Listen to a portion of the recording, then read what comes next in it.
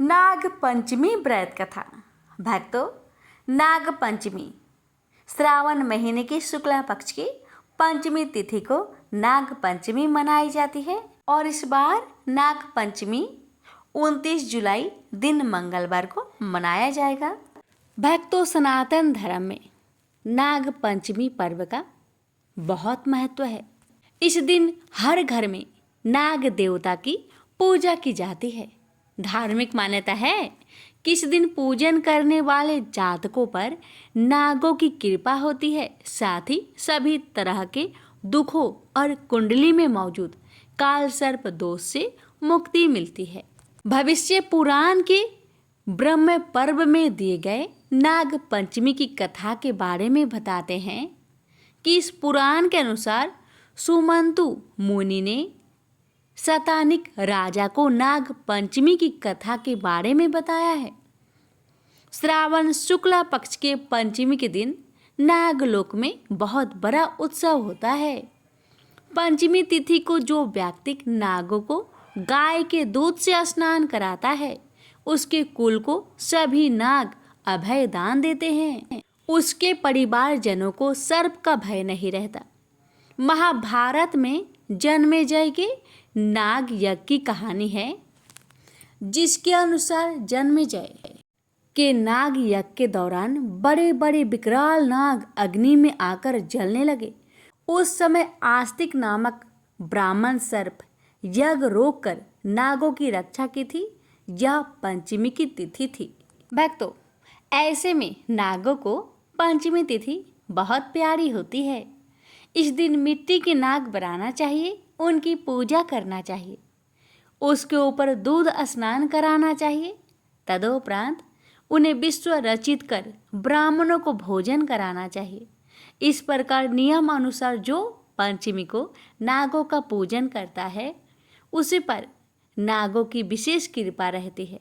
भविष्य पुराण में सांपों के लक्षण के स्वरूप और जातियों के बारे में भी बृहद वर्णन भी है। भक्तों, स्कंद पुराण में भी नाग पंचमी के व्रत के बारे में कहा गया है। उसमें ब्रह्मा जी ने बताया है कि चतुर्थी तिथि को एक बार भोजन करें और पंचमी को नक्त भोजन करें। स्वर्ण, चांदी, काष्ठ अथवा मिट्टी के 5 फनों वाला सुंदर नाग बनाकर पंचमी के दिन उस नाग की भक्ति पूर्वक पूजा करनी चाहिए। द्वार के दोनों ओर गोबर से बड़े बड़े नाग बनाए और दधि, शुभ, दुर्वा, कुरु, कनेर, मालती, चमेली, चंपा के फूलों, गंध, अक्षत, धूप तथा मनोहर दीपों से उनकी विधिवत पूजा करें। उसके बाद ब्राह्मणों को घृत, मोदक तथा खीर का भोजन कराए। अब आइए श्रवण करते हैं नाग पंचमी की पौराणिक कथा। कथा अच्छी लगे तो वीडियो को शेयर करें। कमेंट बॉक्स में हर हर महादेव अवश्य लिखें। मैना, बिहुला, भवानी, बिसहर और पद्मा 5 बहनें थीं। इनका जन्म सोनदह के माया तालाब में भगवान शंकर के स्नान करने के दौरान उनकी टूटी जटा से हुआ बताया जाता है। ये 5 बहनें मृत्यु लोक में अपनी पूजा कराने की महत्वाकांक्षा पाली हुई थी। इस बाबत भगवान शंकर ने उन्हें बताया था कि मृत्यु लोक में चांद सौदागर नाम का एक व्यक्ति है जो धार्मिक प्रवृत्ति का है। वह यदि उन 5 बहनों की पूजा देना स्वीकार कर लेगा तो मृत्यु लोक में सब उनकी पूजा करने लगेंगे। 5 बहनें चांद सौदागर के पास जाकर मांग की। जब मंत्रा की तो चांद सौदागर ने वैसा करने से इनकार कर दिया। उसके इस व्यवहार से क्रोध होकर बिसहर ने इस अपमान का बदला लेने का निश्चय कर लिया। वह भेष बदलने में माहिर तो थे ही, लिहाजा वह बिसहर ब्राह्मण का भेष धारण कर अक्सर चांद सौदागर के पास आने लगी। ब्राह्मण बिसहर स्वयं निसंतान था, इस कारण चांद सौदागर भीतर से उससे घृणा करता था। चांद सौदागर के 6 पुत्र थे। उनके घर आकर ब्राह्मण भेषधारी बिसहर जिस जगह पर बैठता था, उसके चले जाने के बाद चांद सौदागर उस जगह की मिट्टी कटवा कर हटवा देता और नई मिट्टी डालकर उस जगह को गोबर से लिपवा देता था। यह जानकर ब्राह्मण बिसहर ने सोचा कि संतान होने के कारण ही यह सौदागर मेरा इतना अपमान कर रहा है और बाहर से भक्ति भाव दिखलाता है। बिसहर ने चांद सौदागर से इसका बदला उसे भी निसंतान बनाकर लेने का निश्चय कर लिया। सौदागर ने जब बड़े बेटे का विवाह किया तो सुहाग रात में ही बिसहर ने सांप भेजकर उसे कटवा दिया, जिससे उसकी मृत्यु हो गई। चांद सौदागर के 6 पुत्र बारी बारी से सुहाग रात में ही सर्पदंश का शिकार होकर मर गए। वह भी अब बिसहर की तरह निसंतान हो गया। घर में 6 विधवा बहुएं अपने दुर्भाग्य पर छाती पीटती रही। उसकी इस दुर्दशा पर ब्राह्मण भेषधारी बिसहर मन ही मन खुशी थी। कुछ समय बाद चांद सौदागर को फिर एक पुत्र हुआ, जिसका नाम रखा गया बाला लखंदर। चूंकि पहले ही उसके 6 पुत्र शादी के बाद सुहाग रात में ही सर्पदंश से मर चुके थे, इसलिए चांद सौदागर बाला लखंदर का विवाह करना नहीं चाहता था। मन भेषधारी बिसहर बाला लखंदर को भी मौत देने का उपाय सोचने लगी। वह चांद सौदागर का गुरु तो था ही, लिहाजा सौदागर की मति फेरते हुए उसे बाला लखंदर की शादी के लिए राजी करा लिया। बाला लखंदर का विवाह बिहुला से हुआ। इसमें भी बिसहर भेषधारी की महत्वपूर्ण भागीदारी रही। बिहुला सब कुछ जान रही थी। उसने अपने पिता बेचू साहू से कहा कि चांद सौदागर के 6 बेटे सुहाग रात में ही सर्पदंश के शिकार होकर मर चुके हैं। उसके 7वें बेटे बाला लखंदर से मेरा विवाह होने जा रहा है। इसका भी वही हाल होगा, इसलिए इसका पहले ही कोई उपाय किया जाए। बिहुला के ऐसा कहने पर चांद सौदागर को एक संदेश भेजकर बेचू साहू ने एक पत्र भेजकर उनसे ऐसा घर बनवाने को कहा कि जिसमें कहीं भी एक छोटा छिद्र भी नहीं रहे। पात्र पाते ही घर बनाना शुरू हुआ। कारीगर को कड़ी दिहायत दे गई कि कहीं भी छिद्र नहीं रहे, अन्यथा कारीगर को पूरे परिवार समेत मौत के घाट उतार दिए जाएंगे। ऐसा सुरक्षित मकान बनने की खबर जब बिसहरी को मिली तो उसे अपनी योजना विफल होती दिखाई देने लगी। फिर भी उसने हार नहीं मानी। कारीगर को बुलाकर उसे ऐसी छोटी सुराग मकान की दीवार में छोड़ देने पर राजी कर लिया जिसे आसानी से देखा नहीं जा सके। मकान बनकर जब तैयार हो गया तो चांद सौदागर ने अपने परिजनों के साथ उसका मुआयना किया। उसे वह छिद्र दिखाई नहीं दिया। वह इस तरह के मकान निर्माण से काफी खुश हुआ। तय समय पर बाला लखंदर का विवाह बेहुला से संपन्न हुआ। वह ससुराल आ गई। बिसहरी भी ब्राह्मण भेष में चांद सौदागर के घर आया और बारीक नजरों से नए बने मकान का निरीक्षण करने लगा। चांद सौदागर इस बात को समझ नहीं पाया। बिहुला जब सुहाग रात के लिए चली तो अपने पिता से एक कुत्ता, एक बिलार, एक नेवला, एक गरुड़, एक घोड़ा और अगर चंदन की लकड़ी मांगकर साथ में लेती आई। अगर चंदन में ऐसा गुण था कि यदि सर्प के काटने से कोई मर जाता तो उसे घिसकर पिला देने से वह जीवित हो जाता। सुहाग रात में बाला लखंदर सती बिहुला गहरी निंद्रा में थी। बिसहरी ने अपने यंत्र के तहत उस मकान में जो छोटा छिद्र करवा दिया था वह उसकी योजना में बड़ा कारागर सिद्ध हुआ। इसी छिद्र से बिसहरी की प्रेरणा पाकर एक पतला सांप कमरे में घुसा और बाला लखंदर को डस लिया।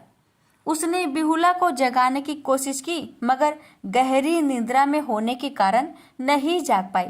कहते हैं कि उसकी यह निद्रा भी बिसहरी की ही करतूत थी। जिस नागिन ने बाला लखंदर को डसा वह बिहुला की ही बहन थी। गुरु बिसहरी ने उसे काफी दबाव देकर और डरा धमकाकर भेजा था। डसने के बाद वह भागी नहीं, पलंग के नीचे स्थिर रहकर वह रोने लगी। बाला लखंदर के प्राण पेखरू उड़ चुके थे। बिहुला नींद में पड़ी रही और उसके द्वारा इस स्वाभाविक विपदा से बचने के लिए अपने मायके से लाई गई वे पांचों चीजें व्यर्थ साबित हुई। जब बिहुला की नींद खोली तो बाला लखनदर को मृत देख वह छाती पीटकर रोने लगी।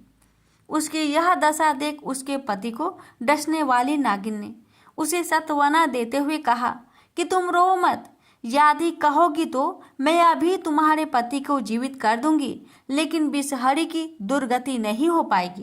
विषहरी के कारण ही तुम्हारे 6 सेठ और पति मरे हैं। तुम्हें इसका बदला लेना है। धीरज रखो, अपने पति की लाश को लेकर शीघ्र इंद्रलोक के लिए प्रस्थान कर जाओ।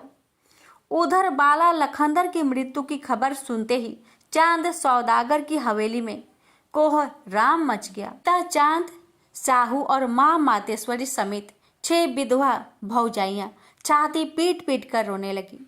सती बिहुला में इतनी क्षमता थी कि वह अपने पति को तत्क्षण जिंदा कर सकती थी, लेकिन ऐसा करके वह अपने 6 जेठों को जिंदा नहीं कर पाती। लिहाजा अपने पति की लाश के साथ 2 मटकी दही और केला के 4 पौधे लेकर इंद्रलोक के लिए प्रस्थान कर गई। दौरान जिस नागिन ने बाला को डसा था, बिहुला ने उसे भी अपने जूरे में बांध लिया। बिलार को भी साथ में ले लिया। कुत्ता, न्योला और गरुड़ को छोड़ दिया। गंगा किनारे जाकर केला के पौधे का बेरा बनाया, उस पर अपने पति की लाश रख बिलार को बैठाकर अपने गंग तत्व पर निकल गई। लाश पर दही का लेप चढ़ाती रही ताकि लाश खराब ना हो।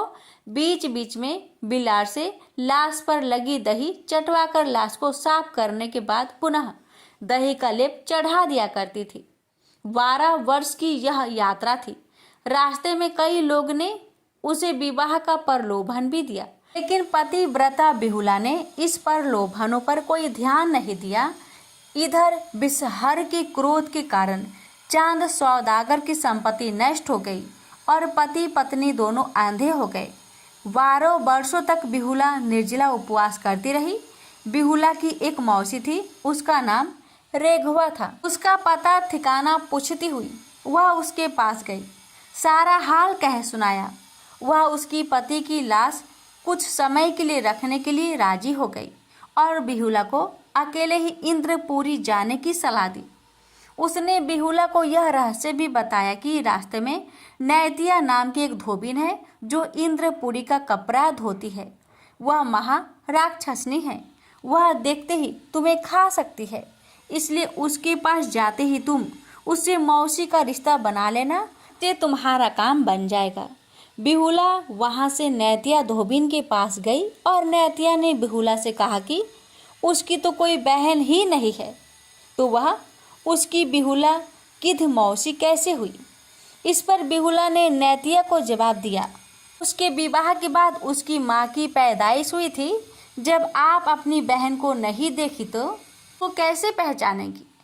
बिहुला से ऐसा सुनकर नैतिया को विश्वास हो गया वह उसकी बहन की ही बेटी है। वह उसे अपने घर ले गई और भोजन के लिए कहा। बिहुला तो निर्जला व्रत रखी हुई थी, सच्चाई बता देने पर खतरा था, इसलिए उसने भोजन के लिए हाँ कह दिया। वह जब उसे खिलाने ले गई तो पहले हाथ मुंह धोने के लिए 1 लोटा पानी दिया और थाली में भोजन रख दिया। बिहुला ने लोटा के पानी को हाथ पैर धोने में ही खर्च कर दिया। इस तरह नैतिया जब तक दोबारे पानी लेने बाहर गई तो बिहुला ने मौका पाकर धरती से प्रार्थना की। धरती फट गई और उसने खाना उसी में डाल दिया। पानी लेकर नैतिया लौटी तो थाली खाली देखकर उससे पूछा कि इतना जल्दी कैसे भोजन कर लिया। इस पर बिहुला ने कहा कि बड़ी भूख लगी थी सो जल्दी खा लिया। नैतिया बिहुला को घर पर ही छोड़ कपड़ा देने इंद्रपुरी चली गई। घर में दूसरा कोई नहीं था। बिहुला ने एक घर में जाकर देखा तो पाया कि वहां उसके पति और 6 जेठ की कटिया में मक्खी की तरह भनभना रहे हैं। देखकर वह नेतिया के कमरे में आकर सो गई। उधर नेतिया ने इंद्रपुरी में बताया कि उसके घर उसकी बहन की एक छोटी बेटी आई हुई है, इसी कारण यहाँ आने में देर हुई। यह कपड़ा भी उसी ने ही तहाया है। इंद्र के आदेश पर नेतिया घर लौटी और बिहुला को बुलाकर इंद्रपुरी ले गई।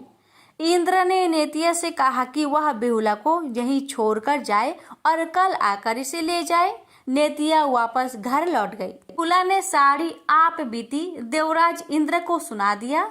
उन्होंने बिहुला से कहा कि जो इच्छा हो मांग लो। इस पर बिहुला ने कहा कि उसका सिंदूर लौटाया जाए, 6 जेठों को जिलाया जाए और बिसहर को उसके हाथों सौंप दिया जाए।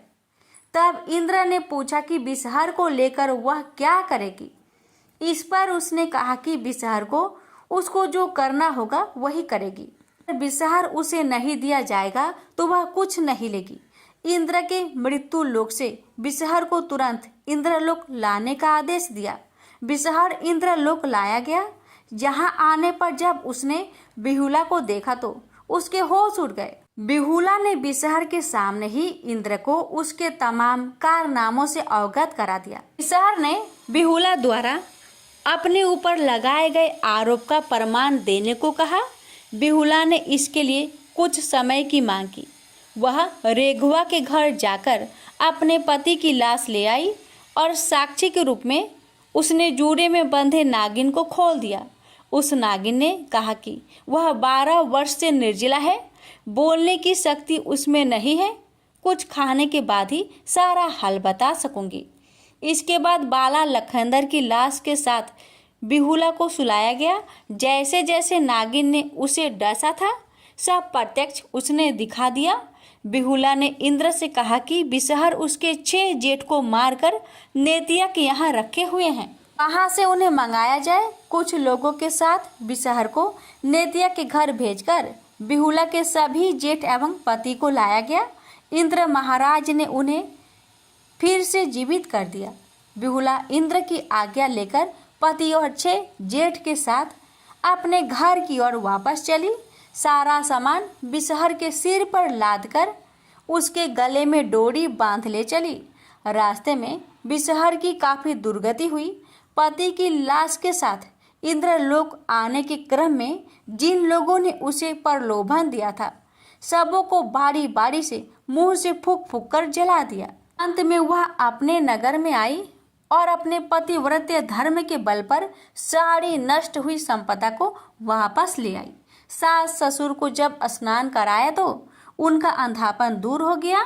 सास और ससुर को उनका 7 बेटा सामने खड़ा कर दिया। इसके बाद डोरी में बंधे बिसहरी को खिलाते हुए कहा, आपके गुरु महाराज है, लीजिए दर्शन कर लीजिए। इतना कहकर गड्ढा खोदवाकर बिसहर को उसमें दफन कर दिया गया। कुछ वर्षों तक राज करने के बाद बाला लखेंदर और बिहुला इंद्र आसन प्रस्थान किए और चांद सौदागर के सभी 6 पुत्र एवं पुत्र वधू आनंद पूर्वक जीवन बिताने लगे। आज भी सती बिहुला का नाम आदर के साथ लिया जाता है। महर्षि कश्यप की 13 पत्नियां थी, लेकिन बिंता और कद्रू नामक अपनी 2 पत्नियों से वे विशेष प्रेम करते थे। एक दिन महर्षि जब आनंद भाव में बैठे थे तब उनकी दोनों पत्नियां उनके समीप पहुंची और पति की पाँव दबाने लगी। प्रसन्न होकर महर्षि ने बारी बारी से दोनों को संबोधित किया, तुम दोनों ही मुझे विशेष प्रिय हो, तुम्हारी कोई इच्छा हो तो बताओ। कद्रू बोली, स्वामी, मेरी इच्छा है कि मैं 1000 पुत्रों की माँ बनूं। फिर महर्षि ने बिंदा से पूछे। बिंदा ने कहा, मैं भी माँ बनना चाहती हूँ स्वामी, किंतु 1000 पुत्रों का नहीं बल्कि सिर्फ एक ही पुत्र की। लेकिन मेरा पुत्र इतना बलवान हो कि कद्रू के 1000 पुत्र भी उसकी बराबरी ना कर सके। महर्षि बोले, शीघ्र ही मैं यज्ञ करने जा रहा हूँ। यज्ञ उपरांत तुम दोनों की माँ बनने की इच्छाएं अवश्य पूरी होगी। महर्षि कश्यप ने यज्ञ किया। देवता और ऋषि मुनियों ने सहर्ष यज्ञ में हिस्सा लिया। यज्ञ संपूर्ण करके महर्षि कश्यप पुनः तपस्या करने चले गए। कुछ माह पश्चात बिंता ने 2 तथा कद्रू ने 1000 अंडे दिए। कुछ काल के पश्चात कद्रू ने अपने अंडे फोड़े तो उसमें से काले नागों के बच्चे निकल पड़े। कद्रू ने खुशी से चहकते हुए बिंता को पुकारा, बिंता देखो तो मेरे अंडों से कितने प्यारे बच्चे बाहर निकले हैं। बिंता बोली, सचमुच बहुत खूबसूरत है कद्रू, बधाई हो बधाई। अब मैं भी अपने दोनों अंडों को फोड़कर देखती हूँ। यह कहकर बिंता अपने दोनों अंडों के पास गई। उसने एक अंडा फोड़ दिया, लेकिन अंडे के अंदर से एक बच्चे का आधा बना शरीर देखकर वह सहम गई। बोली, हे भगवान, जल्दबाजी में मैंने यह क्या कर डाला। यह बच्चा तो अभी अपूर्ण है। तभी फूटे हुए अंडे के बाहर से बालक बोल पड़ा, जल्दबाजी में अंडा फोड़कर तुमने बहुत बड़ा अपराध कर डाला है। फलस्वरूप तुम्हें कुछ समय तक दास्ता करनी होगी। बिंता बोली, अपराध तो मुझसे हो ही गया, लेकिन इसका निवारण कैसे होगा पुत्र? अपूर्ण बालक बोला, दूसरे अंडों को फोड़ने में जल्दबाजी मत करना। यदि तुमने ऐसा किया तो जीवन भर दास्ता से मुक्त नहीं हो पाओगी, क्योंकि उसी अंडे से पैदा होने वाला तुम्हारा पुत्र तुम्हें दास्ता से मुक्ति दिलाएगा। इतना कहकर अंडे से उत्पन्न अपूर्ण बालक आकाश में उड़ गया और बिंता दूसरे अंडे के पकने तक इंतजार करने लगी।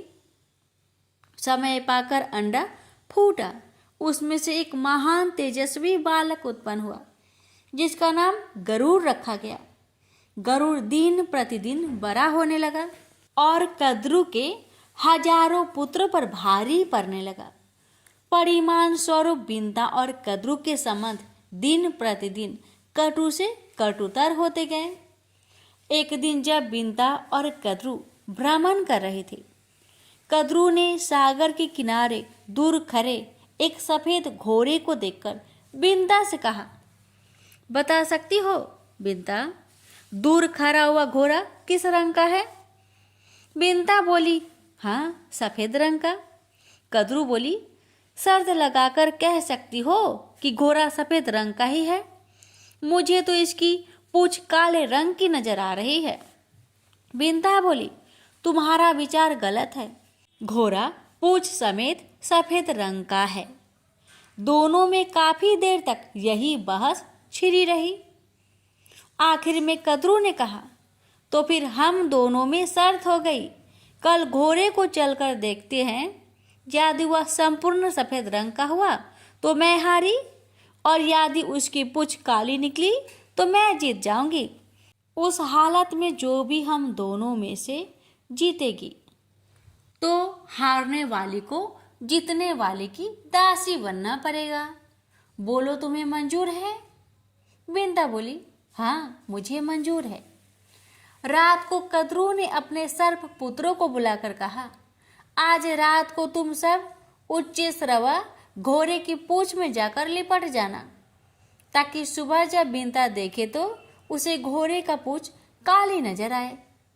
योजनानुसार नाग उच्च श्रवा की पूंछ से जाकर लिपट गए।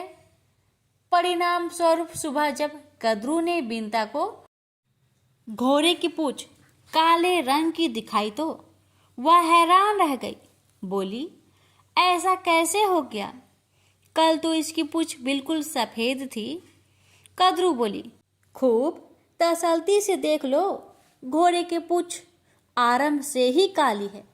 शर्त के मुताबिक तुम हार चुकी हो, इसलिए अब तुम्हें मेरी दासी बनकर रहना पड़ेगा। विवशता पूर्वक बिंता को कद्रू की दास्ता स्वीकार करनी पड़ी। माता को उदास देखकर गरुड़ ने पूछा, माँ, आप इतनी उदास क्यों रहती हो? बिंता ने अपनी शर्त हारकर दासी बनने की बात बताई तो गरुड़ ने पुनः पूछा, क्या ऐसा कोई उपाय नहीं है जिससे आप कद्रू की दास्ता से मुक्त हो जाएं? बिंदा बोली, यह तो कद्रू से ही पूछना पड़ेगा। यदि वह प्रसन्न हो जाती है तो मुझे दास्ता से मुक्त कर देगी। गरुड़ अपनी माता बिंदा को लेकर कद्रू के पास पहुंचा और कहा, क्या ऐसा कोई उपाय हो सकता है? आप मेरी माता को अपनी दास्ता से मुक्त कर दे।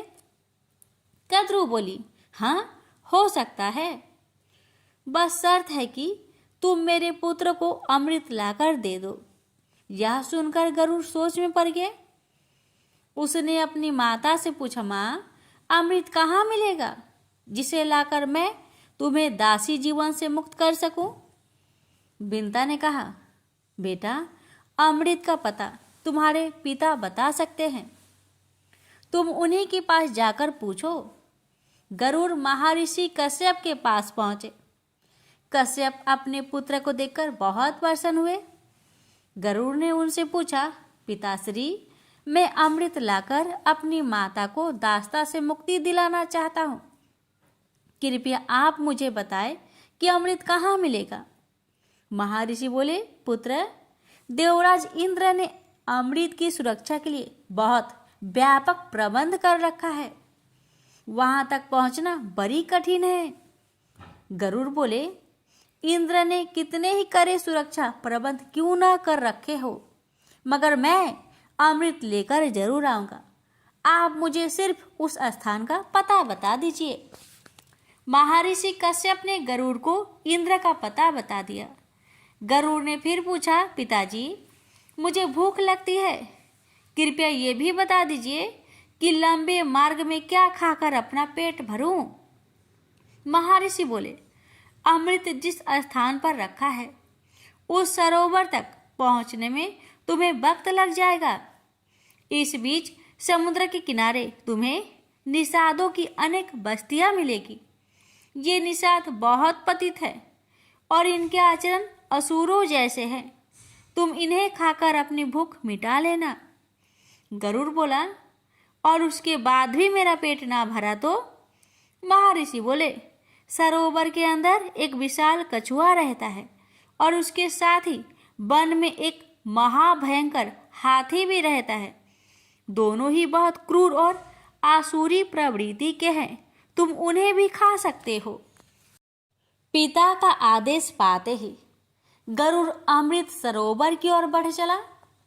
मार्ग में उसने निषादों को खाकर अपनी भूख मिटाई। फिर अमृत सरोवर पर पहुंचाकर कच्छप और हाथी को अपने पंजों में दबाया और दोनों को खाने के लिए किसी उचित जगह की तलाश में उड़ चला। सोमगिरी पर्वत पर लहराते ऊंचे वृक्षों को देखकर जैसे ही उसने एक वृक्ष पर बैठना चाहा तो उनके भार से वृक्ष की शाखा टूटकर नीचे गिरने लगी। यह देख गरुड़ तुरंत उड़ा और दूसरे वृक्ष पर जा बैठा। जिस शाखा पर वह बैठा उस शाखा पर उसने उल्टे लटके कुछ ऋषियों को तपस्या करते देखा, लेकिन वह शाखा उनके भार से टूटकर नीचे गिरने लगी। यह देख गरुड़ ने शाखा को चोंच में दबाया और हाथी तथा कच्छप को पंजे में दबाए हुए वह अपने पिता की आश्रम की ओर उड़ चला। कश्यप के आश्रम में गरुड़ ने उड़ते उड़ते अपने पिता से पूछा, पिताजी, मेरे भार से उस पेड़ की शाखा टूट गई है जिस पर कुछ ऋषि उल्टे लटके तपस्या कर रहे थे। मुझे बताइए, अब मैं इस शाखा को कहाँ छोड़ूं? महर्षि कश्यप बोले, तुमने बहुत अच्छा किया पुत्र, जो सीधे यहाँ चले आए। शाखा से उल्टे लटके हुए बालखिल्य ऋषिगण हैं। अगर इन्हें कष्ट पहुंचा तो ये श्राप देकर तुम्हें भस्म कर देंगे। गरुड़ बोला, तो फिर बताइए अब मैं क्या करूं? महर्षि बोले, ठहरो, मैं ऋषिगणों से प्रार्थना करता हूं कि वे अपना स्थान छोड़कर नीचे आ जाए। महर्षि कश्यप ने ऋषिगणों से प्रार्थना की। बालखिल्य ऋषियों ने कश्यप की प्रार्थना स्वीकार कर शाखा छोड़ दी और वे हिमालय में तपस्या करने चले गए। चोंच में दबी शाखा को नीचे फेंककर गरुड़ ने भी आनंद से कछुए और हाथी का आहार किया और तृप्त होकर पुनः अमृत लाने के लिए उड़ चला। गरुड़ अमृत सरोवर के पास पहुंचा तो अमृत की रक्षा करते हुए महाकाय देवों और अमृत कलश के चारों ओर घूमते हुए चक्र को देखकर वह हैरान हो गए। उसने सोचा कि ये देव और चक्र देवराज इंद्र ने अमृत कलश की सुरक्षा के लिए लगाए हुए हैं। चक्र में फंसकर मेरे पंख कट सकते हैं, इसलिए मैं अत्यंत छोटा रूप धारण कर इसके मध्य में प्रवेश करूंगा। गरुड़ को देखकर एक देव ने कहा, यह कोई असुर है जो वेश बदलकर अमृत चुराने यहाँ तक पहुंचा है। हमें इसे खत्म कर देना चाहिए। दोनों देव विद्युत गति से गरुड़ पर टूट पड़े, लेकिन गरुड़ ने अपने पैने पंजों और तीखे चोंच से उन्हें इतना घायल कर दिया कि शीघ्र ही वे दोनों बेहोश होकर गिर पड़े। गरुड़ ने अमृत कलश पंजों में दबाया और वापस उड़ चला। होश में आते ही दोनों रक्षक देव घबराए हुए इंद्र के पास पहुंचे और गरुड़ द्वारा अमृत कलश ले उड़ने की घटना बता दी। यह सुनकर इंद्र चकित होकर बोला, ऐसा कैसे हो गया? सरोवर में रहने वाले विशाल कच्छप और तट पर रहने वाले महाकाय हाथी का क्या हुआ? उन दोनों को भी उस विशाल गरुड़ ने अपना भोजन बना लिया। यह सुनकर इंद्र अपनी देव सेना की एक टुकड़ी के साथ वज्र उठाए इंद्रपुरी से निकला और गरुड़ की खोज में बढ़ चला। आकाश मार्ग में उड़ते हुए शीघ्र ही उसने गरुड़ को देख लिया और अपना वज्र चला दिया। इंद्र के वज्र का गरुड़ पर कोई असर ना हुआ। उसने डैनों से सिर्फ एक पंख वज्र से टकराकर नीचे आ गिरा। देव गरुड़ पर टूट पड़े, किंतु कुछ ही समय में गरुड़ उन्हें अपनी पैनी चोंच की मार से अधमरा कर दिया। यह देख इंद्र सोचने लगा, ये तो महान पराक्रमी है। मेरे वज्र का इस पर जरा भी असर नहीं हुआ, जबकि मेरे वज्र के प्रहार से पहाड़ तक टूटकर चूर्ण बन जाते हैं। यह सोचकर इंद्र ने गरुड़ से कहा, पक्षीराज, मैं तुम्हारी वीरता से बहुत प्रभावित हुआ हूँ। इस अमृत कलश को मुझे सौंप दो और बदले में जो भी वर मांगना चाहते हो मांग लो। गरुड़ बोला, यह अमृत मैं अपने लिए नहीं, अपनी माता को दास्ता से मुक्त कराने के लिए नाग माता को देने के लिए ले जा रहा हूँ, इसलिए यह कलश मैं तुम्हें नहीं दूंगा। इंद्र बोला, ठीक है, इस समय तुम कलश लेकर नाग माता को सौंप दो, किंतु उन्हें इसे प्रयोग मत करने देना। उचित मौका देखकर मैं वहां से यह कलश गायब कर दूंगा। गरुड़ बोला, अगर मैं तुम्हारी बात को मान लूं तो बदले में मुझे क्या मिलेगा? भरपेट भोजन। तब मैं तुम्हें इन्हीं नागों को खाने की इजाजत दे दूंगा। गरुड़ बोले, यही तो मैं चाहता हूँ। नाग मेरी स्वादिष्ट भोजन है, किंतु एक ही पिता की संतान होने के कारण मैं इन्हें खाते हुए हिचकिचाता हूँ। अब मेरी हिचक दूर हो गई। अब मैं आपके कथा अनुसार ही कार्य करूँगा। यह कहकर गरुड़ अमृत कलश लेकर कद्रु के पास पहुँचे और बोला, माते, अपनी प्रतिज्ञा के अनुसार मैं अमृत कलश ले आया हूँ। अब आप अपने वचन से मेरी माता को मुक्त कर दे। कद्रु ने उसी क्षण बिंता को वचन मुक्त कर दिया और अगली सुबह अमृत नागों को पिलाने का निश्चय कर वहां से चली गई। रात को उचित मौका देखकर इंद्र ने अमृत कलश उठा लिया और पुनः उसी स्थान पर पहुंचा दिया। दूसरे दिन सुबह नाग जब वहां पहुंचे तो अमृत कलश गायब देखकर दुखी हुए। उन्होंने उस कुसा को ही जिस पर अमृत कलश रखा था चाटना आरंभ कर दिया, जिसके कारण उनकी जीभ 2 हिस्सों में फट गई। गरुड़ की मात्र भक्ति से प्रसन्न होकर भगवान विष्णु गरुड़ के सम्मुख प्रकट हो गए और बोले, मैं तुम्हारी मात्र भक्ति देखकर बहुत प्रसन्न हूँ। पक्षीराज, मैं चाहता हूँ कि आपसे तुम मेरे वाहन के रूप में मेरे साथ रहो। गरुड़ बोला, मैं बहुत भाग्यशाली हूँ प्रभु, जो स्वयं आपने मुझे अपना वाहन बनाना स्वीकार किया। आज से मैं हर क्षण आपकी सेवा में रहूँगा और आपको छोड़कर कभी नहीं जाऊँगा।